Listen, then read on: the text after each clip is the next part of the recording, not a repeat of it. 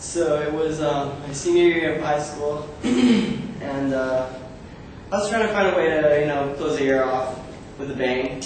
And my friends had mentioned, oh, we should go to Vegas, but what are you going to do when you're 18? And then I heard from a teacher that someone was doing a Europe trip. So I thought, what better?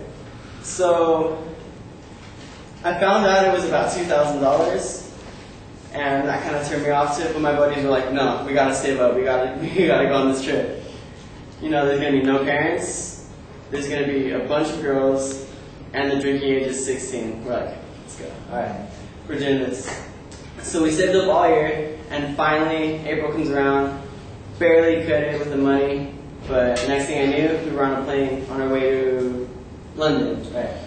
And then in London, after that, we made a connecting flight to Greece. Stayed there for about 3 days, and then finally made the next stop, which was my favorite stop, Italy. And I was really excited for Italy because my family's from Italy, and I just really wanted to see what they were all about. And I heard they have really good food. So we got there. We were staying in Pisa at a hotel about 45 minutes away from Florence. And the third day, we actually went to Florence from Pisa. We got up in the morning, we took a bus ride. And we got there around 9 in the morning. So we got there, and first thing we did was we went to a shop where they made leather. And at that shop, they taught us how to cure the leather and all the processes I have to go through. They even taught you this trick to find out if it's real leather. You hold it up and you put a lighter to it, and if it doesn't burn, then it's real leather. And then, we thought we would put that to the test. So we went out to the street vendors, and there were a whole bunch of street vendors selling all types of different things, and then a few of them were selling actual leather, or what they claimed to be real leather. So we went up there, and my buddy was like, oh, I like that jacket, can I see it? And the guy goes, oh, sure, here you go. So I was looking at it, I turn around, next thing I know, I hear the guy yelling, and I see my friend, he has a lighter up to the leather jacket. And sure enough, it starts kind of bubbling and shriveling up and catching fire. It's like, oh my gosh, what are you doing, dude? We're gonna get kicked out of the country. So, I grabbed my friend, I'm like, let's go. And the guy's yelling at us, like, come back here, you owe me money. We're like, alright. We just ran around the corner, and we never saw that guy again. So, evening time comes around, it's around 7, 8 o'clock, it's starting to get dark, and we meet up back with our counselors and around 25 of our friends, which is about the size of the group. We meet up at the Statue of David and start heading down the street to go have dinner. And our counselor said that we were a little bit down the road and to stick together because the roads are kind of, they're pretty skinny down there, and it was really crowded with a lot of tourists and stuff.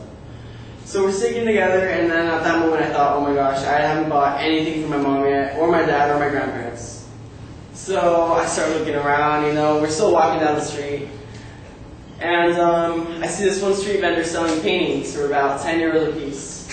So I say to my friend, here, come with me. We have to go buy some paint really quick. So make a quick stop. I go, okay, I want that one, and that one. Roll them up. And the guy starts rolling them up, putting rubber bands on. I'm looking. I can still see the group. They're walking slow down the street. So I tell my friend, all right, we gotta find the group. We walk out of the little store, look around, and they are nowhere to be found.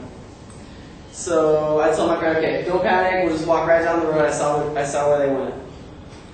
And we walk about 100 yards, and the road forks in about three different roads. So at this point we go, okay, our hotel's 45 minutes away, we have no phone, we lost our group, and we don't speak Italian. What are we gonna do? We split up, and when we meet back again in about 2 minutes, no one finds anyone. So we're just freaking out, what are we gonna do? We're like, alright, should we call the US Embassy? And then we go, okay, we gotta meet back at the Statue of David. That's where, we know where it is, and our group knows where it is. So they don't know where to look for us. We go, we're sitting there for about 20 minutes, and finally I see my friend Alex walking up, from another friend from our group. So I go, oh, they found us, okay. So he leads us to the restaurant where they were, which is actually right across from the actual store where I was shopping at. And the only punishment for getting split up with my group was I had to eat cold pasta. So, thank you.